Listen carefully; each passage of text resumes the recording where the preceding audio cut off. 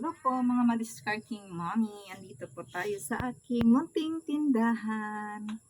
Bali magwa 1 week na po ako sa aking tindahan. Pero still, konti pa rin ang ating display. Diba? Yan. Meron pa po tayo doon mga i-display. Bali magdi-display lang po tayo ngayon. Ayan po. Hindi ko pa po na-display kasi magtatakal po tayo muna ng bigas. Bali, ikikwento ko lang sa inyo mga madiscarding mommy. Ano po, ang bigas po ay karaniwang pangailangan ng ating mga customer. Nagpupunas po tayo, naglilinis pa ako dito kasi maalikabok po. So, babalik po tayo sa bigas. Ang bigas po, pangunahing pangailangan ng ating customer.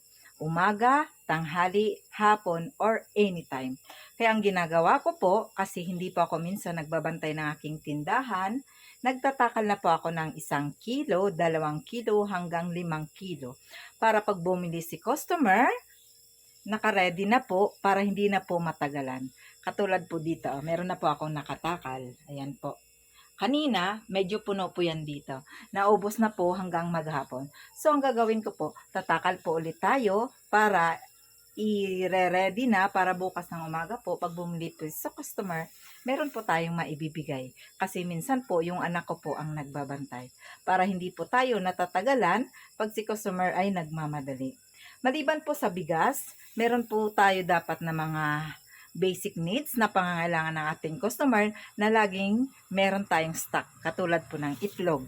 Katulad po nitong itlog po, hindi po tayo nagpapaubos. Hindi po ako naka-focus lang sa isang tray. Ito po ay 7 tray.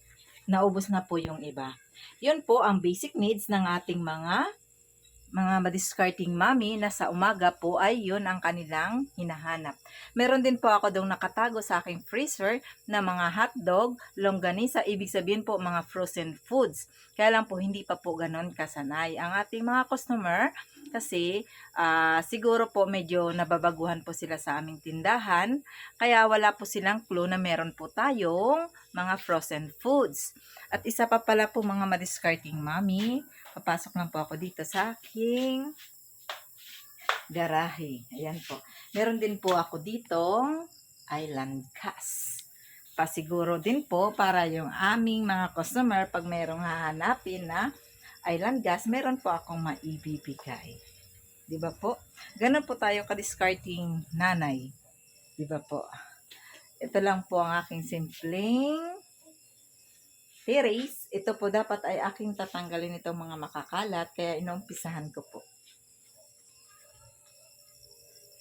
Yan, bali po, nag-uumpisa pa lang po tayo, kaya konti pa lang po ang laman ng ating tindahan.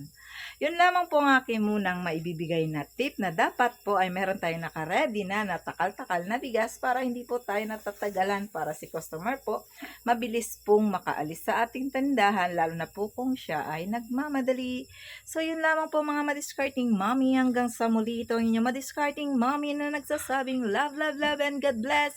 Bye! Thank you!